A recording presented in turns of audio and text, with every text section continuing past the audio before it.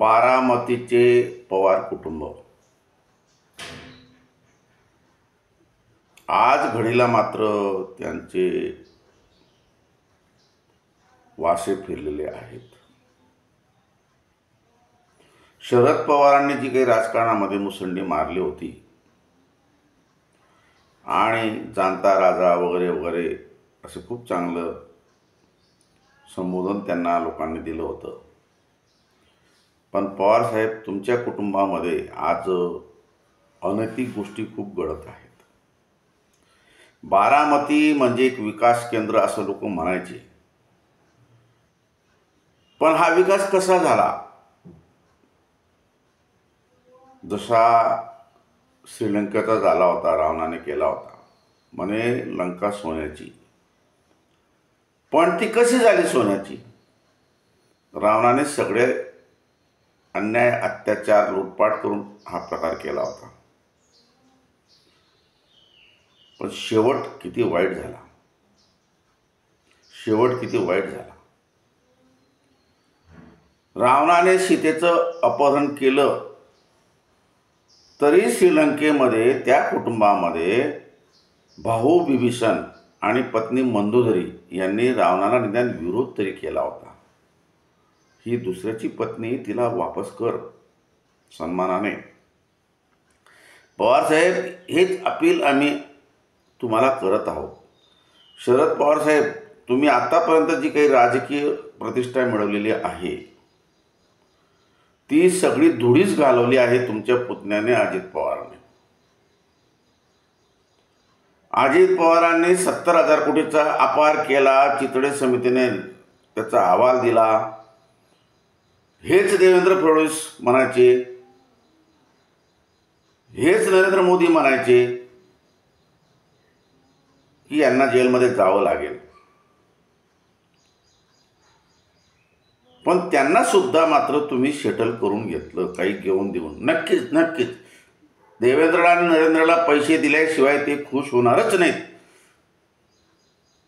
तुम्हाला माफ करणारच नाहीत, हे 100%. पण शरद पवार साहेब, आता तुमच्या या उतरत्या काळात तुम्हाला थोडं विचारमंथन करणं आवश्यक आहे. तुमच्या कुटुंबामध्ये फक्त अजित पवारच नाही, सुप्रियाताई सुळे पण आहेत, आता नवीन रोहित पवार पण आहेत. जे काही अजित पवारांनी महाराष्ट्रामध्ये नंगानाच सुरू केलेला आहे, काल परवा जे काही एका IPS महिलेला जे काही इतक्या उद्धट आणि उर्मट भाषेमध्ये जे काही बोलले ते तुमच्या कुटुंबाला शोभेचं नाही. तुम्ही फुले शाहू आंबेडकर यांचंही नाव घेण्याच्या लायकीचे राहिलेले नाही आहेत. तुम्ही छत्रपती शिवाजींचा वारसा सांगण्याच्या लायकीची बी राहिलेली नाही आहे. हे तुमचं पतन सुरू झालेलं आहे. 70,000 कोटीचा अपार झाला तेव्हा सुद्धा शरद पवार साहेब तुम्ही काहीच शब्द काढला नाही. आणि म्हणून तुमची जी काही क्रेज होती, प्रतिमा होती, प्रतिष्ठा होती, ती उतरंडीवर लागली. तुम्हाला प्रधानमंत्री पण व्हायचं आहे, पण नाही होऊ शकले. त्याचं कारण जे आहे की तुम्ही नैतिकतेचं पालन केलं नाही हो. आणि आज तुम्हाला तीच आठवण करून देत आहे. अजित पवारावर एवढी टीकेची झोड उठत असताना त्यांच्यावर कोणी देवेंद्र फडणवीस किंवा नरेंद्र मोदी कारवाई करतील आणि त्यांचं पद काढून घेतील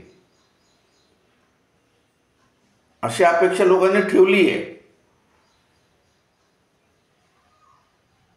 पण माझी अपेक्षा तुमच्याकडून आहे, तुमच्या पवार कुटुंबामध्ये कोणी विभीषण सारखं, कोणी मंदोदरी सारखं आहे की नाही? अहो पवार साहेब, तुम्ही सुनेत्राताई, सुप्रियाताई, रोहित पवार, आणखी जे काही तुमचे भाऊ असतील, एकत्र बसा आणि अजित पवारांच्या या कार्यशैलीवर थोडी चर्चा करा. लक्षात घ्या, तुमचं जे काही साम्राज्य आहे ते ढासळायला अजित पवारच कारणीभूत ठरतील. तुम्हाला कुठंतरी आता असं विचारमंथन करणं आवश्यक आहे. लोक बाहेरचे लोक दगड मारतीलच, पण त्याआधीच तुम्ही तुमचे कुटुंबात बसून अजित पवारांना आवर घातला पाहिजे. आणि या माणसाला आवर घालण्यासाठी फडणवीस आणि मोदी काही ती कैदेची जी काही तरतूद करतील तो भाग वेगळाच, पण आधी अजित पवारांचा राजीनामा द्यायला सांगितलं पाहिजे. पवारसाहेब, हे तुमच्या नीतिमत्तेचे कस आहे, आणि तुम्ही जर आता चूक बसले तर संपूर्ण महाराष्ट्रात आणि भारतात एक समज निर्माण होईल. पवार साहेबांच्या आशीर्वादानेच ही सगळी पापं होत आहेत. जर तुमचा आशीर्वाद नसता, तुम्हाला आवडलं नसतं, तर तुम्ही विरोध केला असता. सुप्रियाताई, तुमचं सुद्धा पुढे असंच होणार आहे. रोहित पवार, तुमचं पण असंच होणार आहे. ही पतनाची नांदी आहे. तुमचा पुतण्या असं उद्धट वागतो, महिलांचा अपमान करतो, तुम्ही काहीच बोलत नाही. सुप्रियाताई, तुमचा चुलत भाऊ असं काही दुष्कृत्य करतो महिलांच्या बाबत, तुम्हाला काहीच खटकत नाही. रोहित पवार, तुमचा काका असं काहीतरी बोलतो, सगळ्या महाराष्ट्रात उद्रेक सुरू झालेला आहे आणि तुम्हाला काहीच खटकत नाही. तुम्ही इतरांवर बोलूच नका राव.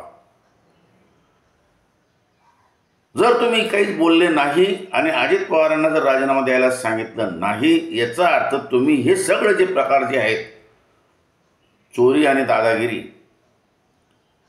हे संगनमताने करत आहात असा समज होईल. हे बघा, दुर्योधन दुःशासनाच्या दुष्कृत्याला जोपर्यंत धृतराष्ट्र आणि गांधारीचं समर्थन होतं, वाटत होतं आपली मुलं आहेत, पण पुढे काय झालं? पुढे संपूर्ण वंशाचा नाश झाला. लक्षात घ्या, तुम्ही एकदा हे लक्षात घ्या.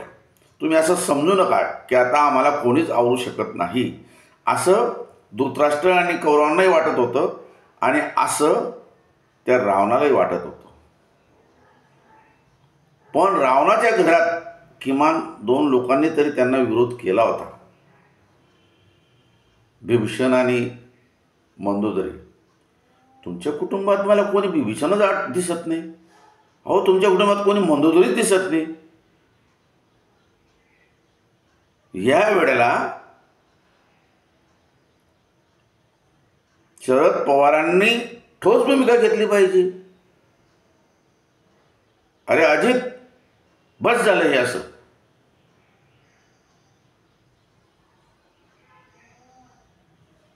सुप्रियाताईंनी ठोस भूमिका घेतली पाहिजे. का रे हो रावणा, लोक मला सुरपंका म्हणायला लागले, पुरे झाले ना आता आपले आबरूचे धिंडोळे उडवणे, बस करी असं. सुनेत्राताईंनी बोललं पाहिजे, मंदोदरीच्या रोलमध्ये आलं पाहिजे. अहो रावण पतिराज, पुरे झालंय असं, हा नंगा नाच. रोहित पवारांनी बोललं पाहिजे, अहो काकासाहेब, तुम्ही आता राघोबाच्या भूमिकेत आलेले आहात,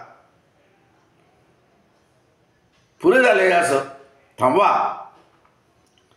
आणि म्हणून माझं तुम्हाला एक अपील आहे, तुमच्या कुटुंबामध्ये आज जी काही 10-12 सदस्य आहेत, ज्येष्ठ आणि तरुण, त्यांनी इथं भूमिका घेतली पाहिजे. अन्यथा या महाराष्ट्राच्या सत्यानाशाला पवार कुटुंबच जबाबदार आहे असं संपूर्णपणे रेकॉर्ड या इतिहासात होईल. लक्षात घ्या. तुम्ही जास्त काळ धुडफेक करू शकत नाहीत. पवार साहेब, तुम्ही एकदा का स्वर्गात गेले की तुम्ही अजित पवारला लगाम लावू शकत नाही. आत्ताच हीच वेळ आहे तुम्हाला.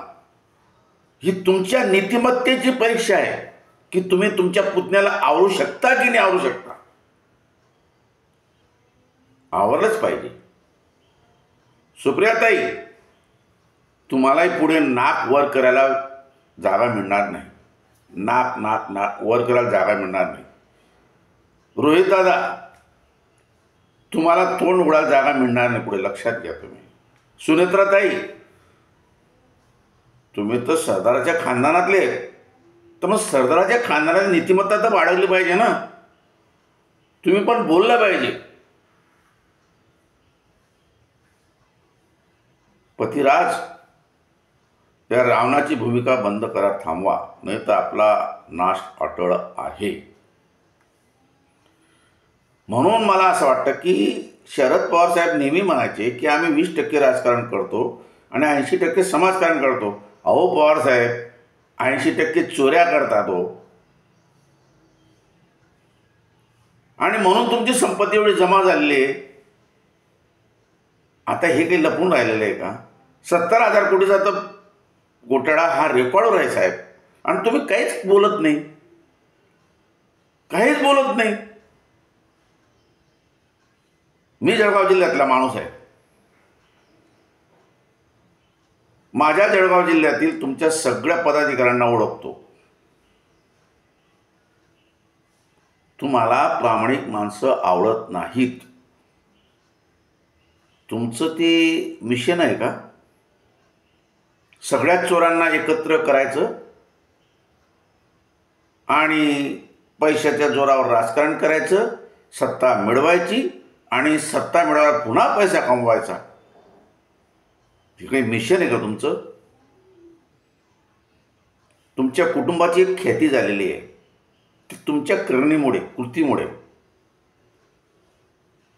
सरकार कोणाचेही असो, काँग्रेसचा असो, सत्तेत जाण्यासाठी बस हात मिळवणी, BJPचे असो, सत्तेत जाण्यासाठी हात मिळवणी. याच्या आधी मी शिवसेनेचं होतं, सत्तेत जाण्यासाठी हात मिळवणी. मला वाटतं बुवा की जर उद्या भारतावर चीन किंवा रशिया किंवा अमेरिका कोणी जर समजा आक्रमण केलं, सत्ता गाजवली, तुम्ही त्या चीन, रशिया, अमेरिका यांच्याशी हात मिळवणी करून घेणार. त्याचं कारण तितकी तुमची नैतिक पातळी ढासळलेली आहे. तुम्हाला या मराठी लोकांचं, महाराष्ट्राचं, या देशाचं काहीच घेणं देणं लागत नाही. सत्ता आणि संपत्ती हे तुमच्या जीवनाचं एकमेव आणि अंतिम ध्येय आहे.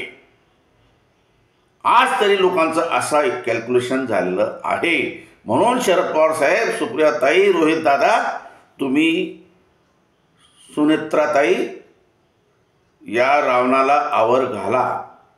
पहिली स्टेप ही की या रावणाचा राजीनामा द्यायला सांगा, आणि मग आम्ही म्हणू की पवार कुटुंब राजकारण करत होतं.